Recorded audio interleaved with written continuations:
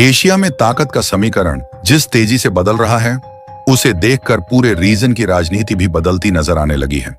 और इसी बदलाव के बीच भारत ने ऐसा मुकाम हासिल किया है जिसे कुछ साल पहले तक सिर्फ एक कल्पना माना जाता था, क्योंकि पहली बार भारत को एशिया की पावर रैंकिंग में मेजर पावर के रूप में रखा गया है। और यह कोई साधारण बात नहीं है, क्योंकि यह रैंकिंग सिर्फ ताकत दिखाने के लिए नहीं, बल्कि असल क्षमता और प्रभाव को मापकर तैयार की जाती है। इसी वजह से जब 2025 की एशिया पावर रैंकिंग सामने आई, तो दुनिया का ध्यान सीधे भारत पर जाकर टिक गया। अब यहां सबसे दिलचस्प बात यह रही कि एशिया में कौन कितना ताकतवर है, यह सिर्फ जमीन या जनसंख्या देखकर तय नहीं किया गया, बल्कि 8 अलग अलग पैरामीटर्स पर सभी देशों को परखा गया। और उसके बाद यह ओवरऑल रैंकिंग सामने आई और इसमें भारत तीसरे नंबर पर पहुंच गया है, जबकि अमेरिका को नंबर 1 और चीन को नंबर 2 पर रखा गया है। कई लोग यह सवाल जरूर पूछते हैं कि अमेरिका एशिया का देश नहीं है, फिर वह इस रैंकिंग का हिस्सा कैसे बन गया? तो इसका कारण यह है कि यह रैंकिंग भौगोलिक नहीं, बल्कि प्रभाव वाली रैंकिंग है, और अमेरिका का प्रभाव एशिया में इतना विशाल है कि उसे बाहर रखना नामुमकिन है। दोस्तों, बहुत बड़ी डेवलपमेंट है, तो इस वीडियो में पूरा समझते हैं, लेकिन उससे पहले इस वीडियो को लाइक करके चैनल को सब्सक्राइब जरूर कर लीजिए।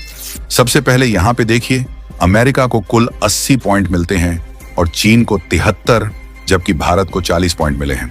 लेकिन गौर करने वाली बात यह है कि भारत ने जापान, रूस और दक्षिण कोरिया जैसे देशों को पीछे छोड़ दिया है, और यह एक बड़ा बदलाव है।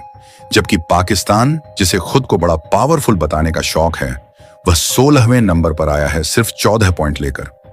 इतना ही नहीं, लोवी इंस्टीट्यूट ने तो पाकिस्तान को ताइवान और फिलीपींस जैसे देशों से भी कमजोर बताया है, यहां तक कि उसे उत्तर कोरिया और ब्रुनेई की कैटेगरी में रखा गया है, जिससे यह साफ हो जाता है कि यह देश सिर्फ बोलता ज्यादा है और प्रभाव बहुत कम रखता है।